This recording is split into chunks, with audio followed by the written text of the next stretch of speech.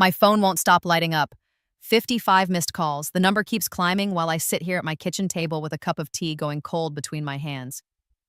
The voicemail started an hour ago. I haven't listened to all of them yet, but I've heard enough. My son Quentin's voice cracks through the speaker, high-pitched and desperate in a way I've never heard before. Not when he fell off his bike at 7 and broke his arm. Not when his father walked out and never came back. Not ever. Mom, what the fuck did you do? I take another sip of tea. It tastes like nothing. The honeymoon is canceled. They said you paid for it and then you canceled it. Call me back right now. Hi, viewers. Kindly tell us where you're watching from and what time it is. The next message comes through. There's a woman crying in the background. Tatiana. My son's brand new wife. Well, wife for about 6 hours now. The mortgage company just called. They said we don't own the house anymore, that you bought it. This is insane. You need to fix this. Tatiana's family is asking questions and I look like a complete idiot. I set the cup down. My hands are steady. That surprises me a little. I thought they might shake. Through my apartment window, the Phoenix sun hangs low and orange over the parking lot. It's October, but the heat still presses against the glass like something alive, like it's trying to get in. The air conditioning unit rattles in the wall, working hard to keep this small space cool enough to breathe in. My phone vibrates again. Text messages now, flooding in so fast the screen can't keep up. Answer your phone. This isn't funny. You're ruining my wedding. Tatiana is crying. Her parents think I'm a fraud. Please, Mom, I'm sorry. Okay, I'm sorry. Just fix this, please. The last one makes me pause. Sorry, he's sorry now that his $15,000 honeymoon to Bora Bora disappeared.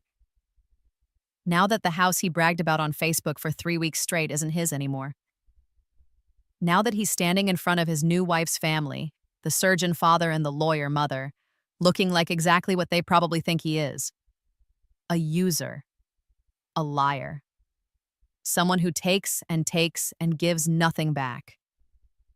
I turn the phone face down on the table. The buzzing continues, muffled now, like an insect trapped under a glass. My apartment is quiet except for that sound and the drip, drip, drip from the kitchen sink. I fixed it this morning, finally. Turns out all it needed was a 99-cent washer from the hardware store. I'd asked Quentin to help me with it 3 weeks ago. He said he was too busy. Wedding stuff, he said. Tatiana had him running all over town doing wedding stuff. The phone goes silent for maybe 30 seconds. Then it starts again. I stand up, walk to the window. Down in the parking lot, Mrs. Chen from 3B is pulling groceries from her trunk. Her grandson helps her, carrying the heavy bags while she takes the light ones. He's maybe 16, 17. Could be doing anything else on a Saturday evening, but he's here helping his grandmother. My phone rings again. Not Quentin this time, different number. I recognize it after a second. It belongs to Tatiana's father, Dr. Vance. We met once, briefly, at the engagement party 6 months ago. He shook my hand for exactly 3 seconds, looked at my Walmart dress, and spent the rest of the evening on the other side of the room. I pick up the phone, press the green button. Yes? Mrs. Reese. His voice is clipped, surgical. I think we need to discuss what's happening here. Quentin is quite upset, and frankly, so is my daughter. There seems to be some sort of misunderstanding about a property purchase and a travel cancellation. No misunderstanding. Silence on the other end. I can hear conversation in the background, the clink of glasses. They're probably still at the reception. The Phoenician Resort, $400 a plate. Quentin posted about it constantly. I'm sorry. There's no misunderstanding, Dr. Vance. I paid for the honeymoon, then I canceled it. I bought the house they were supposed to move into. Everything is exactly as it should be. More silence then. Mrs. Reese, I don't know what kind of game you're playing, but no game. Have a good evening. I hang up, turn the phone completely off this time. The sudden silence in the room is so complete it makes my ears ring. I finish my tea standing at the window, watching the sky turn from orange to pink to purple. Watching Mrs. Chen and her grandson disappear into the building. Watching the parking lot lights flicker on one by one. Quentin called me pathetic 2 days ago. Said his wife thought I was an embarrassment. Said I couldn't come to his wedding because my life, This apartment, that car down there, everything about me wasn't good enough for her family to see. And you know what? Maybe I should start from the beginning. Maybe you need to understand how we got here, to this moment, to these 55 missed calls and this cold tea and this apartment that's too hot and too small and too pathetic for a surgeon's family to acknowledge. Maybe you need to know what happens when you spend 63 years being good and kind and self-sacrificing, and then one day you wake up and decide you're done. But that comes later. First, let me tell you about the grocery store. The one where my card got declined in front of 17 people. The one where everything changed. I wasn't always alone. There was a time when this apartment had 2 heartbeats in it instead of 1. When the Honda Civic in the parking lot carried car seats and sippy cups and a diaper bag that smelled like baby powder and sour milk. When I came home from 12-hour shifts at the hospital and found my husband Marcus reading bedtime stories to our son, both of them squeezed together in the armchair that's still sitting in my living room today. That was before Marcus decided being a father was too hard. Before he packed a duffel bag on a Tuesday morning. I remember it was Tuesday because I had the early shift and I kissed him goodbye at 5 a.m. and never came back. Quentin was 4 years old. He cried for his daddy every night for 3 months. I told him daddy had to go away for work. Then I told him daddy was sick. Then I told him daddy loved him very much, but couldn't be here right now. Eventually, Quentin stopped asking. That might have been the worst part. Not the crying, but the stopping. I picked up extra shifts. The hospital always needed nurses willing to work doubles, willing to come in on holidays, willing to stay late when someone called in sick. I said yes to everything. Yes to Christmas Eve. Yes to Thanksgiving. Yes to working 16 hours straight until my feet swelled so bad I couldn't get my shoes off without sitting down. The money went into Quentin's account. Every extra dollar. He wore good clothes, not great, but good. He played baseball in a league that cost $200 a season. He went on school field trips. When he brought home the permission slip for the 8th grade trip to Washington, D.C., I said yes, even though it meant I'd be eating ramen for 6 weeks straight. I missed his games. Not all of them, but most. Missed parent-teacher conferences sometimes. Missed the award ceremony when he made honor roll in 10th grade. I was working, always working, trying to build something for him, trying to make sure he had chances I never got. He graduated high school with a 3.7 GPA, got accepted to Arizona State. I had $23,000 saved by then. It wasn't enough for 4 years, but it was a start. Then my Aunt Winifred died. I need to tell you about Aunt Winifred because she's important. She matters to what comes next. Winifred was my mother's older sister, never married, never had kids, worked as an accountant for 40 years and lived in the same small house in Tucson the entire time. She drove a 1987 Buick until the day she died at 81, wore the same 4 dresses on rotation, ate dinner at 4:30 every afternoon, same meal plan every week. Tuna casserole on Mondays, chicken and rice on Tuesdays. People thought she was poor. She wasn't. She was careful. When she died, her lawyer called me, said I was the only living relative, said she'd left me everything, $847,000. I sat in that lawyer's office and cried so hard I couldn't breathe. He had to get me water. Had to wait 20 minutes before I could sign the papers. That money could have changed everything. New apartment, new car, maybe even a small house. I could have quit the hospital, found something easier, something that didn't destroy my knees and my back and leave me too exhausted to do anything but sleep on my days off. But I didn't touch it. I put it in a separate account, told the financial advisor, a patient man named Broderick who'd managed Aunt Winifred's money for 30 years, to invest it conservatively, bonds, safe stocks, nothing risky. And I told Quentin the money went to a cat sanctuary. I don't know why I lied. Some instinct I couldn't name, some small voice that said, "Don't tell him, not yet, wait." So I waited, kept working at the hospital, kept living in this apartment, kept driving the Civic. The inheritance grew quietly in its account, invisible, untouched. By the time Quentin graduated from Arizona State debt-free, it had become $923,000. He got a job at a tech company making $70,000 a year, got his own apartment in Scottsdale, started dating Tatiana, who worked in marketing and wore clothes that cost more than my monthly rent. He called me less and less. Once a week became once every 2 weeks, then once a month, then only when he needed something, like 3 weeks ago when he asked to borrow my phone. His had died, he said. Just needed to check his email real quick. I handed it over without thinking. He disappeared into my bedroom for maybe 10 minutes. Came out, thanked me, left. I didn't know he'd downloaded Venmo, didn't know he'd linked my bank account, didn't know he'd just given himself access to every dollar I had. Not until my card got declined at the Albertsons on Indian School Road with $47.23 worth of groceries on the belt and 17 people watching. The cashier was young, purple streaks in her hair, fingernails bitten down to nothing. She tried the card twice, then looked at me with pity that made my skin burn. "Do you have another form of payment?" The woman behind me sighed. Loud, theatrical. Her toddler was screaming, red-faced and furious. And she shifted her weight like I was personally ruining her day. "Let me check my account." My voice came out smaller than I wanted. My hands shook, pulling out my phone. The banking app loaded slowly. Checking account, $1.89. Savings account, $0.00. That couldn't be right. I'd had $3,847 last week.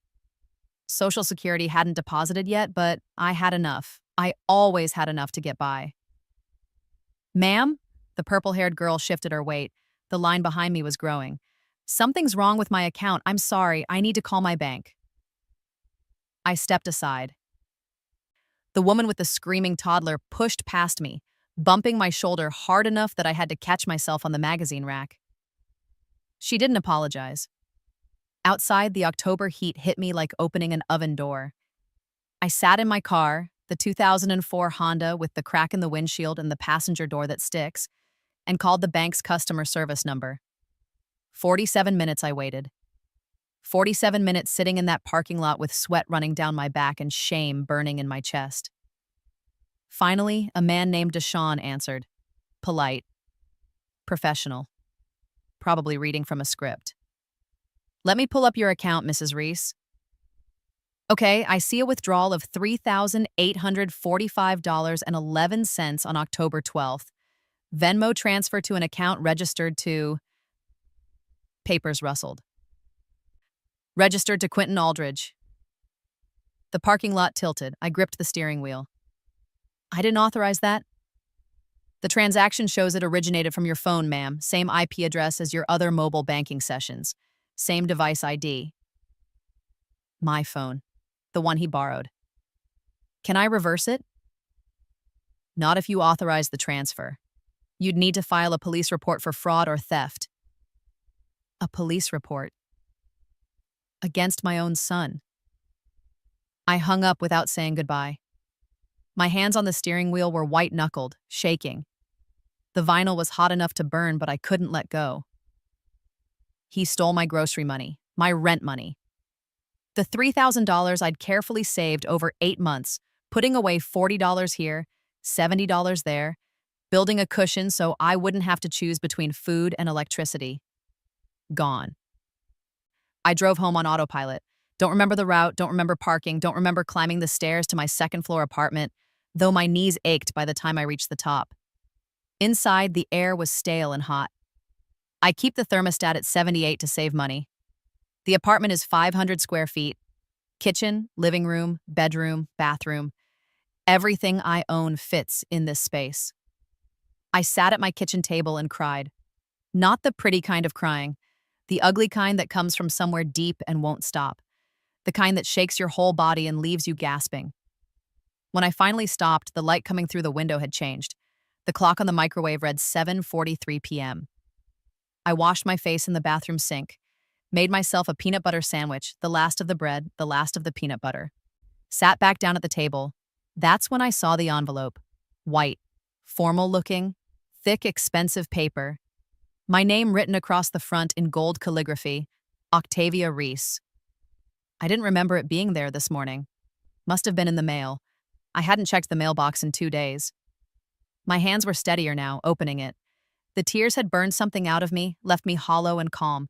The card inside was cream-colored, embossed with gold lettering. You are cordially invited to celebrate the marriage of Quentin Aldridge and Tatiana Vance. Saturday, October 24th, 2023. 4 o'clock in the evening. The Phoenician Resort, Scottsdale, Arizona.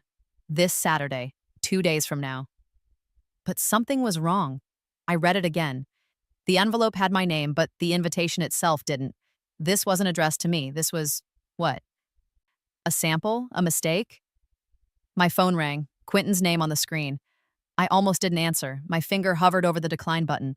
But some part of me, the part that still remembered rocking him to sleep when he had nightmares, the part that packed his lunches and helped with homework and cheered at the baseball games I actually made it to, that part made me press accept.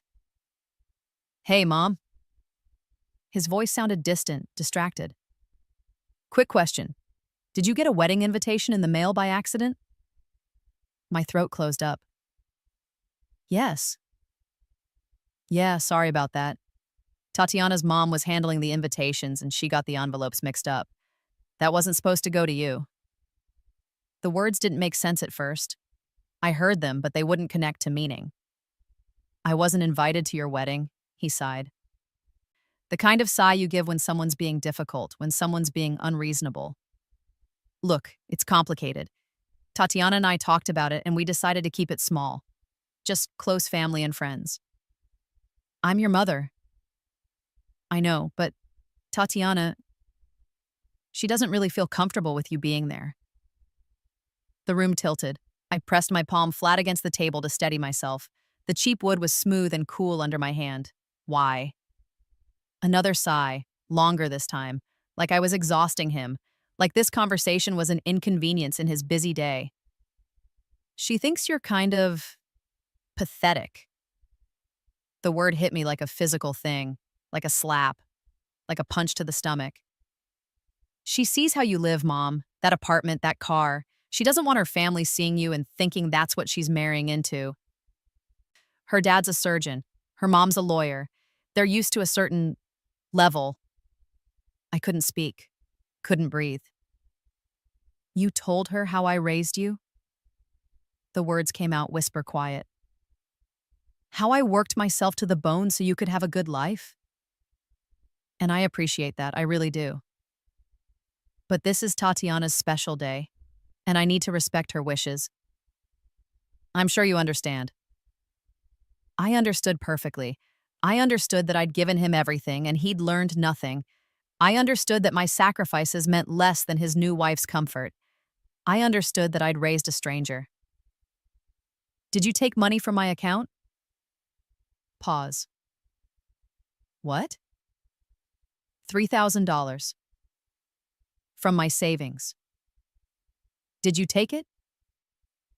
I borrowed it for the wedding. I was going to pay you back. You stole from me. Jesus, Mom, don't be dramatic. It's not like you were using it. You just let it sit there. My vision blurred, not tears this time, something else, something colder. That was my food money, my rent money. I'll pay you back after the honeymoon. Tatiana and I are going to Bora Bora for 2 weeks. It's already paid for. Cost me 15 grand, but it's worth it. Once we're back and settled, I'll send you something. $15,000 for a honeymoon, while I couldn't buy groceries. I have to go, Quentin said. Rehearsal dinner's in 20 minutes. But hey, no hard feelings about the wedding, right? We'll do lunch sometime next month. He hung up before I could respond. I sat there in the dark. The refrigerator hummed. The kitchen sink dripped into the pot I'd placed underneath it. Drip, drip, drip. Something shifted inside me. Something fundamental. Like a bone setting after a break, clicking into a new position. I wasn't sad anymore. I wasn't hurt. I was done. I opened my laptop, the old Dell from 2015 that takes 3 full minutes to boot up. I sat at my kitchen table listening to it wheeze and click and slowly come to life while the sun finished setting outside my window. The login screen appeared. I typed my password with steady fingers. Email inbox. I scrolled back, past the spam and the bills and the pharmacy reminders. Back 2 years. Back to August 2021. There. Subject line. Estate of Winifred Marsh. Final distribution. I clicked it open. Read through the lawyer's formal language. The account numbers. The final total. $847,000. I'd told Quentin it went to a cat sanctuary. Told him Aunt Winifred loved cats more than people, which wasn't even true. She was allergic to cats. Couldn't be in the same room with one without her eyes swelling shut. But I'd lied. Told him the money was gone. Told him we wouldn't see a penny. Some instinct had made me do that. Some quiet voice in the back of my mind that said, "Protect this. Keep it safe. Don't tell him." I'd listened to that voice, put the money in a separate account at a different bank. Given Broderick Landry, Aunt Winifred's financial advisor for 3 decades, instructions to invest it conservatively. Nothing flashy, nothing risky. Just steady, careful growth. In 2 years, it had become $923,000. I pulled up Broderick's number. He was old school. Didn't work weekends usually, but he'd given me his cell phone number when Aunt Winifred died. Told me to call anytime. It was 8:15 on a Friday night. He answered on the 3rd ring. "Octavia." His voice was warm, grandfatherly. "Everything all right?" "I need to access my investment account. Make some large purchases." "Of course, what are we looking at?" I opened Facebook on another tab. Quentin's profile. Public, because he wanted everyone to see his perfect life, his perfect engagement, his perfect wedding plans. He'd posted about everything, every detail documented, every vendor tagged. Desert Luxury Travel had booked the honeymoon. He'd posted a picture of the resort in Bora Bora, tagged them, gushed about how Tatiana deserved the best.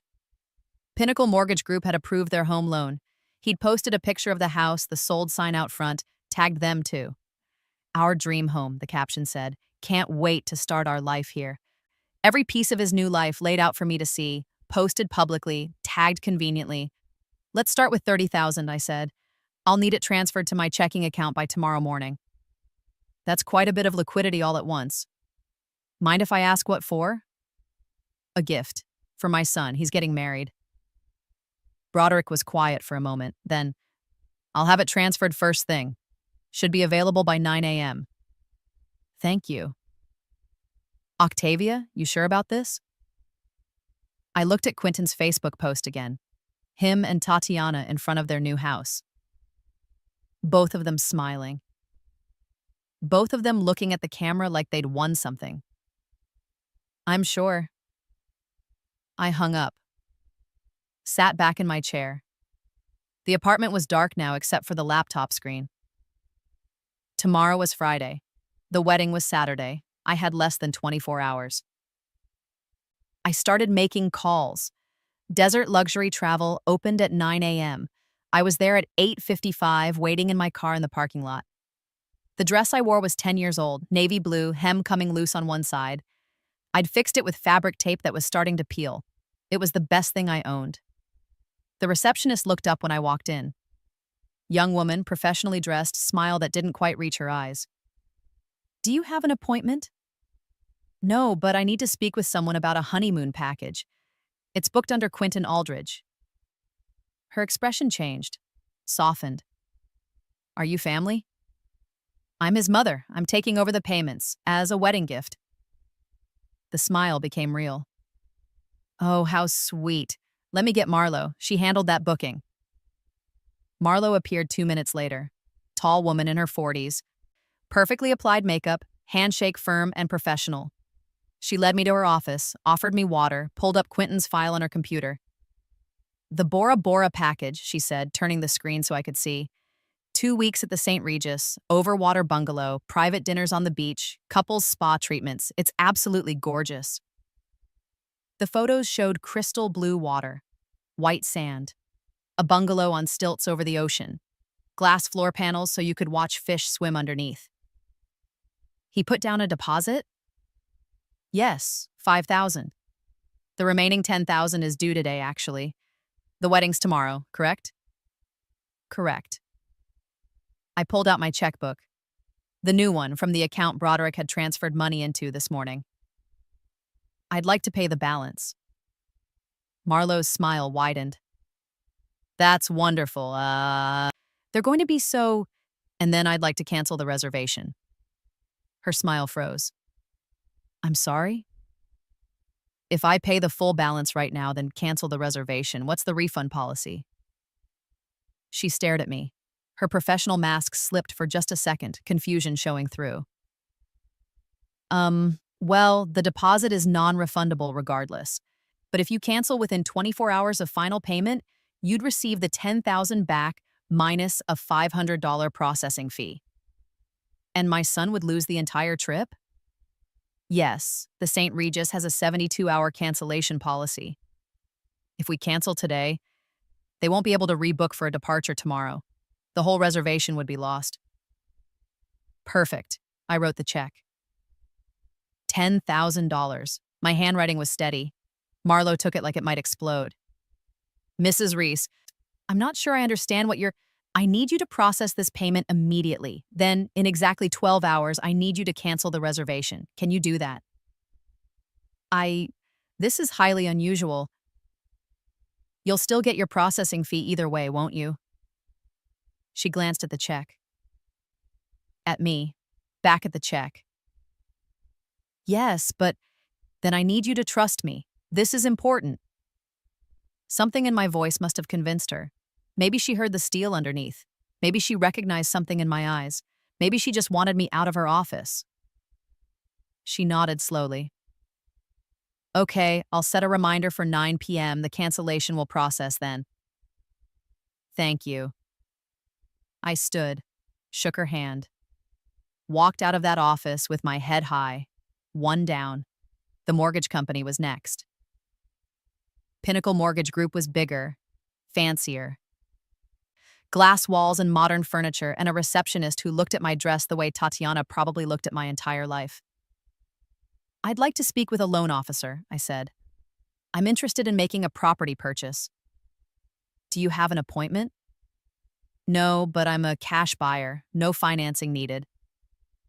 Her expression changed instantly. Cash buyers were gold in real estate. She picked up her phone, spoke quietly, then smiled at me. Fitzgerald will see you right away. Fitzgerald was younger than I expected. Maybe 40. Sharp suit, expensive watch, handshake that lasted exactly the right amount of time. He led me to his office, gestured to a chair. I understand you're looking to purchase a property? Yes, I have the address. I pulled out the paper where I'd written it down. Quentin's Facebook post had included the street number, helpfully tagged with the location. Fitzgerald typed it into his computer, frowned. This property just closed escrow 2 weeks ago. The current owners are about to move in. I know, I want to make them an offer anyway. His frown deepened. Mrs. Reese, that's quite unusual.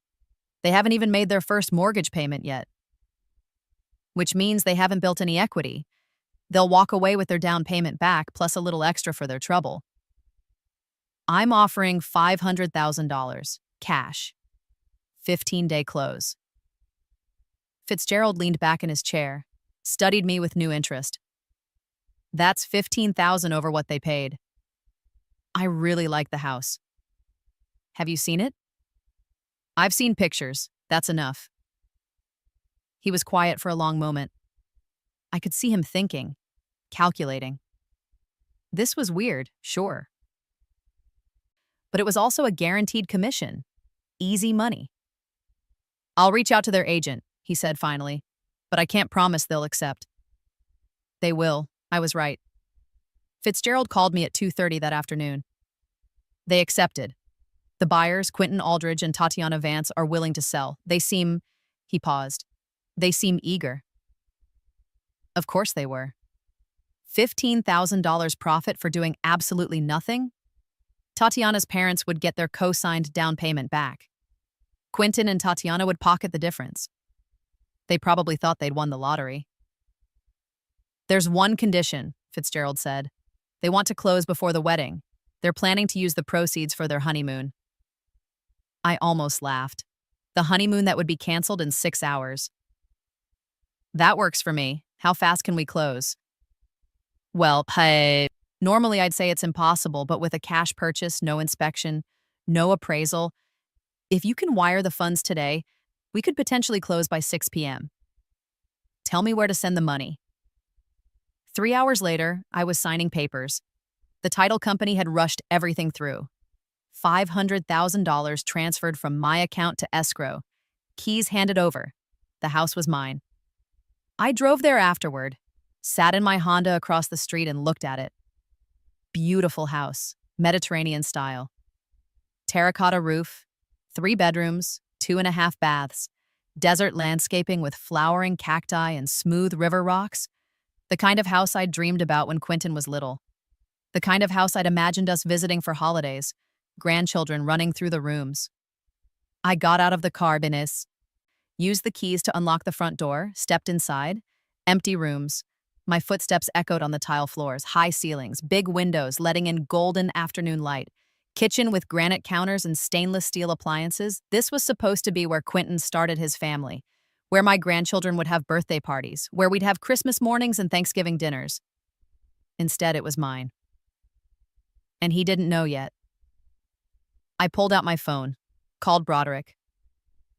I need you to set up a rental agreement for this property. I want it listed by Monday morning, market rate for the area. You're not keeping it? No, this was never about the house. I locked the door behind me. Drove home. Made myself dinner. Spaghetti with jarred sauce. Nothing fancy. Watched Wheel of Fortune. At exactly 9 p.m., my phone rang. Marlo from the travel agency. Mrs. Reese, I just processed the cancellation like you asked. The honeymoon is officially canceled. Thank you, Marlo. Can I ask why? I thought about that. About how to explain it to this stranger who'd never met my son, who didn't know about the grocery store, or the stolen money, or the word pathetic. My son called me an embarrassment, I said finally. So I'm teaching him what embarrassment really looks like. I hung up, went to bed, slept better than I had in weeks. Saturday, wedding day. I woke up at 7, made myself eggs and toast, real eggs, real butter. I'd gone grocery shopping yesterday after signing the house papers. Bought everything I wanted. The cart was full, and when I swiped my card at checkout, it went through without a problem. The cashier, a different one this time, older woman with gray hair, smiled at me. Have a nice day. You too. I brought the groceries home, put everything away, stood in front of my refrigerator and looked at the full shelves. Milk, eggs, cheese, fresh vegetables, chicken breasts, orange juice, coffee creamer. When was the last time I'd had coffee creamer? Years. I'd been drinking it black to save money. I made myself a cup of coffee with cream and sugar, sat at my kitchen table. The morning light came through the window and made patterns on the wall. At 4 p.m., the wedding would start. The Phoenician Resort. $400 a plate. 200 guests. A band that cost $8,000. Flowers shipped in from California. Quentin had posted all the details, every single one. At 4:37 p.m., my phone started ringing. I'd turned it back on an hour ago, curious to see when he'd notice, when the panic would set in. Quentin's name on the screen. I didn't answer. It rang again. And again. By 5 o'clock, I had 12 missed calls. The first voicemail came at 5:08. Mom, what the fuck did you do? The honeymoon is canceled.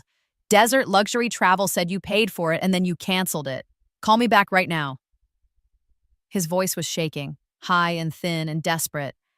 I took a sip of my coffee. It was cold now, but I didn't care. Second voicemail at 5:22.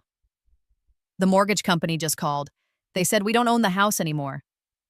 That you bought it? This is insane. Mom, you need to fix this. Tatiana's family is asking questions and I look like a complete idiot. Her dad is threatening to just call me back. Please. The please sounded wrong in his mouth, like a word he didn't know how to use.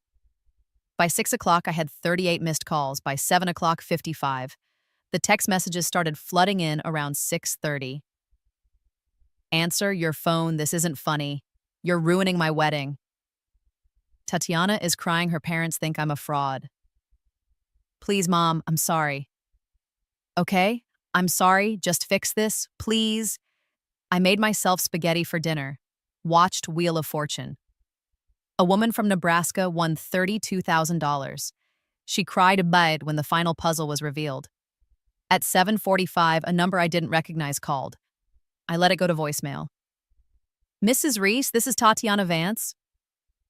Her voice was sugar sweet, practiced, the voice of someone used to getting what she wanted. I think there's been a misunderstanding. Quentin told me what happened, about the money, about everything. We'd really like to sit down and talk this through like adults. Please call me back. I deleted it. Another voicemail came at 8:15. Quentin again. His voice was different now, broken. Mom, please. Tatiana's parents are threatening to annul the marriage. Her dad thinks I'm a con artist. He's saying I used his daughter. They're talking about lawyers. Just, please. Tell me what you want. I'll do anything.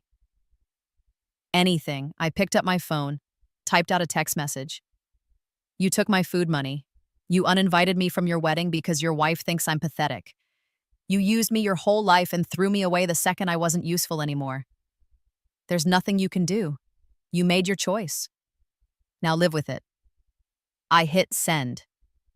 3 seconds later, my phone rang. Quentin. I didn't answer. It rang 17 more times. I turned it off, finished my spaghetti, washed the dishes, went to bed at 9:30, and I slept like a baby. Sunday morning, I turned my phone back on. 82 missed calls, 47 text messages, 6 voicemails. I didn't listen to most of them, just one, the last one, left at 2:33 a.m. Quentin's voice, barely a whisper. I don't understand. I don't understand why you're doing this. I'm your son. I'm your son and you're destroying my life. Tatiana left. She went back to her parents' house. They're saying the marriage doesn't count because we haven't. Mom, please. I'm sorry I called you pathetic. I'm sorry I took your money. I'm sorry I didn't invite you. I'm sorry. Please just make this stop. I saved the voicemail. Then I made myself breakfast. Around 11 a.m., someone pounded on my apartment door. I looked through the peephole. Quentin stood in the hallway, still wearing his tuxedo from yesterday. The bow tie was gone, the jacket was wrinkled, his face was red and blotchy, eyes swollen. Mom, I know you're in there. Open up! I stepped back from the door, walked to my couch, sat down with my cup of coffee. The pounding continued. This is crazy! You can't just ruin my life because your feelings are hurt. I sipped my coffee, looked out the window. Nice day, clear sky, not too hot yet. Fine.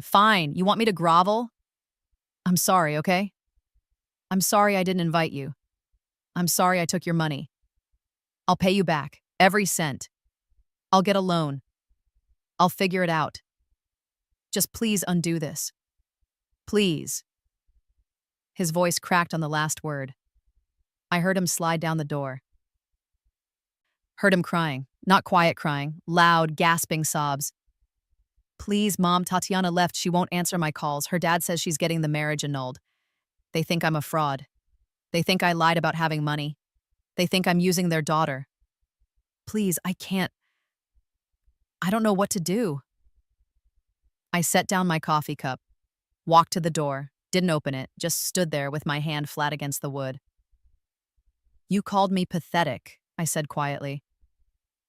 Silence on the other side. You let your wife call me pathetic and you agreed with her. You stole from me. You erased me from the most important day of your life because I wasn't good enough. Because I embarrassed you. I didn't mean it. Yes, you did. I heard him take a shaky breath. What do you want? He whispered. Just tell me what you want and I'll do it.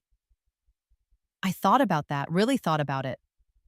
What did I want? I wanted the last 19 years back. I wanted the double shifts and the missed baseball games and the ramen dinners to have meant something. I wanted a son who loved me more than he loved impressing people. I wanted to matter to him the way he'd always mattered to me.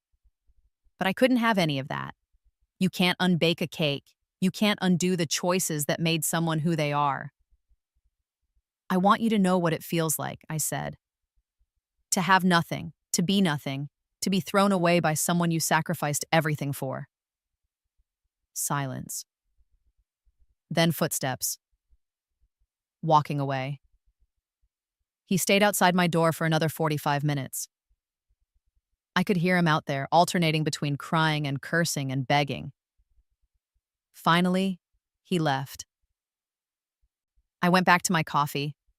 It was cold again. I microwaved it, sat back down on my couch. The apartment was quiet.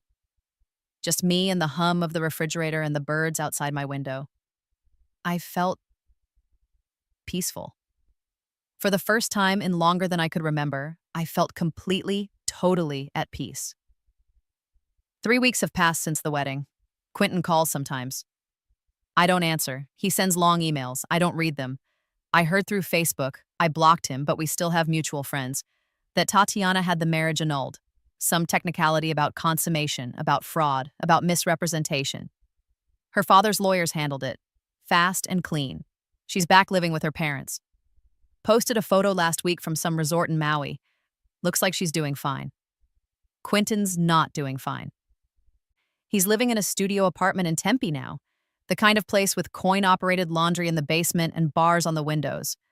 Rent's probably $600 a month. He lost his job at the tech company. Someone who knows someone told me about it. Showed up drunk, missed too many days. They let him go 2 weeks ago. I should feel guilty. I keep waiting for the guilt to come. Keep waiting to feel bad about what I did. But I don't. I listed the house for rent. A nice family moved in last week. Young couple with 2 kids, a boy and a girl. The mom came by to drop off the first month's rent in person. Brought me cookies she'd baked. Chocolate chip. Thank you so much for approving our application, she said. We've been looking for a place for months. This house is perfect. I told her to enjoy it, to make it a home. I still live in my apartment, still drive my Honda Civic, but I'm not struggling anymore. I bought real groceries, fixed everything that was broken, the sink, the AC, the cabinet door that always stuck, even got new towels. The old ones were from 2008, thin and gray from so many washings. And I sleep fine at night. Better than fine, actually. I sleep solid and dreamless and wake up rested. Because here's what I learned. There's a difference between being a good mother and being a doormat. I spent 63 years confusing the two. Quentin thought I was weak, pathetic, easy to use, and easier to discard. He was wrong, and now he knows it. If you've ever sacrificed everything for someone who threw it back in your face, your worth was never in their hands.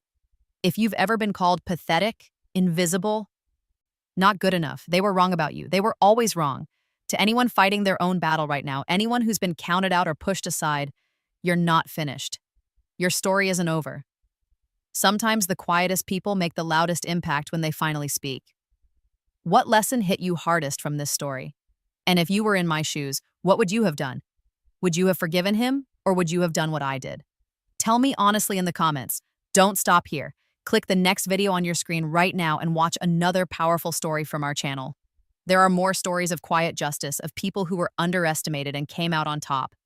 Hit subscribe, turn on notifications, and share your thoughts in the comments below. Your story matters too. And maybe, just maybe, someone needs to hear it. See you in the next one.